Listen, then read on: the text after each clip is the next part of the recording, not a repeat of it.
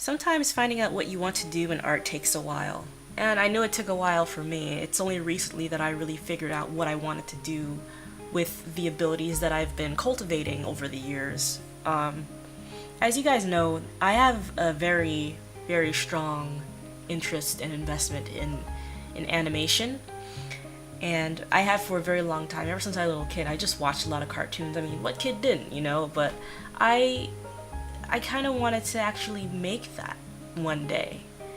And I didn't really realize that I wanted to animate until I was maybe in high school or something.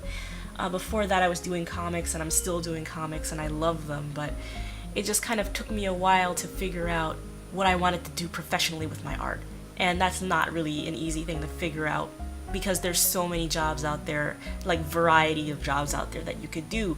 Even if you're not an artist, you could still get into animation in the industry, doing like production, or assistance with something or editing or whatever. But I just wanted to talk to you today about my art career goals because it'd be cool to I think I've covered the reasons why I wanted to get into it. Maybe I haven't.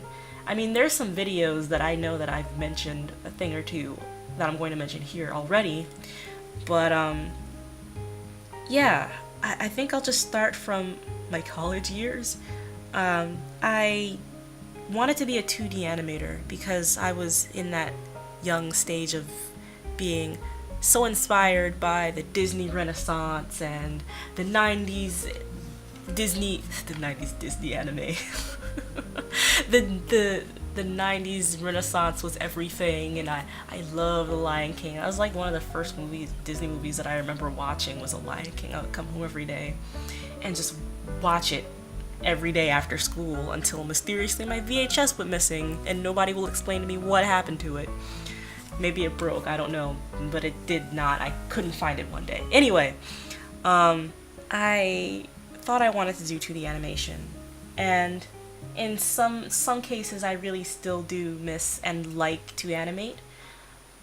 But when I got to college, I like I said, I was really starry-eyed when I got to college, and then I became quickly disenchanted and jaded, and then I got angry. I got angry because 3D animation was the thing and nobody wanted 2D animation anymore. And I got so excited that Princess and the Frog came out, and I'm like, yes, finally, the birth, the rebirth, the revival, the Renaissance times 3, it's back. And Princess and the Frog was not up to the standards of the box office, so the studio decided, we're not going to do 2D anymore, blah blah blah. And I'm like, okay, cool, I guess I just won't ever work in animation ever. And mind you, this is not how I think anymore. It didn't really take me long to realize that it's not 3D CGI's fault or anything, that 2D animation is dead or some weird notion. It's still very much alive, and I want people who are into animation and 2D animation to realize that 2D animation never really went anywhere. It just isn't in feature film as much because of, especially not stateside over here in the U.S. because of the trends, and that's not really a problem. Like, it's all about the story that you tell, and the medium that you use is it's just a tool, and we can explore beautiful things no matter what medium that you choose to elaborate it with. So I'm in college, and I kind of become crestfallen at the fact that I could never be a 2D animator, and I will never be that good. I will never be as good as Glenn Keane. I will never reach up to the standards of James Baxter or Andrea Deja or anything like that. I just wouldn't reach their skill level or blah, blah, blah. I always was looking up to them and thinking about where I was on the first level, not even the first level, just ground floor skills, and I just didn't think could ever match that capacity. And then I just started looking at the trends, and the jobs just weren't there for 2D animators, and it was just a really hard industry to get into. It's still a very hard industry to get into, but I knew that I had to focus my efforts on something else. Because by the time I got into the last college that I attended, it wasn't an art college per se, but it had animation in it. So I went and I attended, and I met so many great people there, so many great people that I still know to this day that I love to talk to, and they're just artists through and through. And I don't think I would have pulled through experiencing what I did if I had not known the people that I know now from that college. So I don't really have any regrets going to a college for animation. But when I was going there, it was kind of a rough time. I don't really care to recount what exactly happened in terms of the curriculum there. Maybe I'll share one day, maybe I won't. I just don't feel very comfortable right now doing it. But it was just, like you can't make things like that up. And I just was feeling so lost. And I'm like, well, do I cultivate this skill further? Am I wasting my time trying to learn 2D animation, knowing that there's no jobs like the ones that I'm looking for, which is character animation in the States? Like, is there something wrong with me? Will I never be hired because my skills are not there, and all this other stuff that was just going on in my head. And at the time, I was making my first webcomic.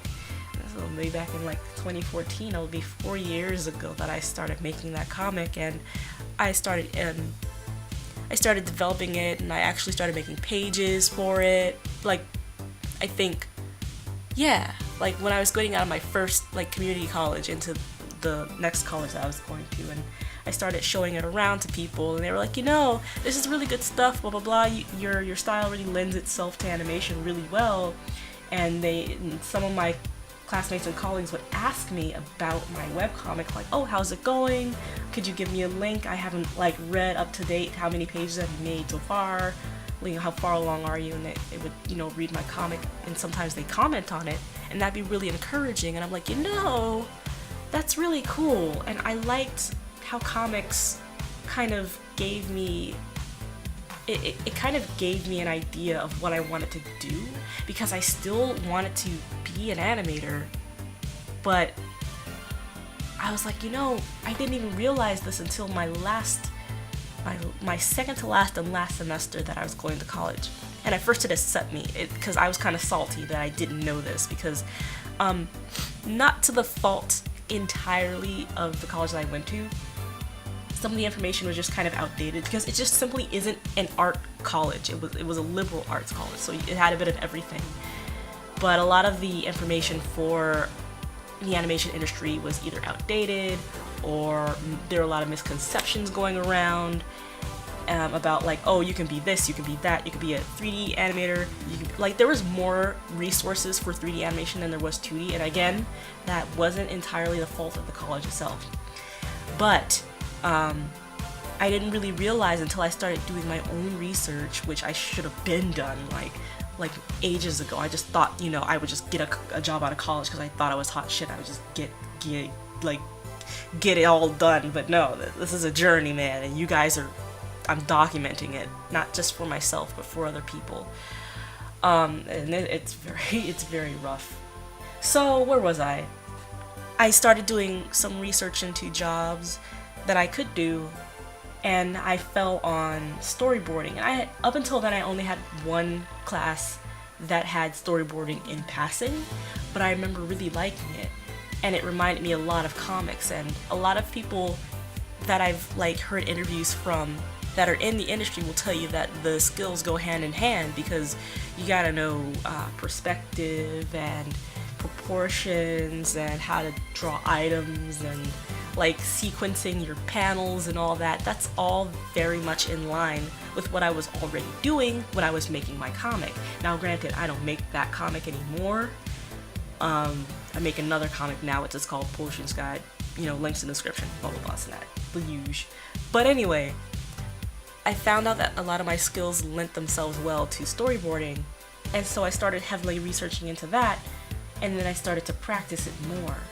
And as I started to practice it more, I began to be like, I think this is the thing that I want to do. And that's what I'm doing now. And I'm still learning. I'm not ever going to profess to know that I know everything about storyboarding, because I don't. I don't have a mentor. I don't have anybody teaching me any of this stuff.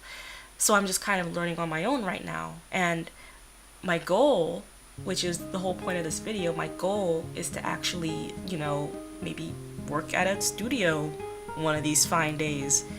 And I don't even know, the funny thing is about wanting to be a professional in the industry is that you never know how far along you are until it happens.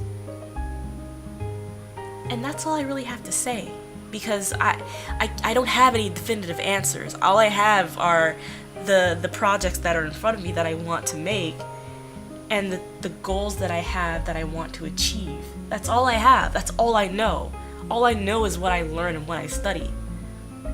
So I could never really profess to tell you or profess to know that these are the A, B, C, D points you need to do to get to point A to point B, because I'm not even at point B yet. I'm at like point A and a half or something. I don't know. But yeah, that's pretty much where I'm at right now. Is I make storyboards and I make comics and I make videos, so that's what's going on right now. And the takeaway to this is, I guess, you never know.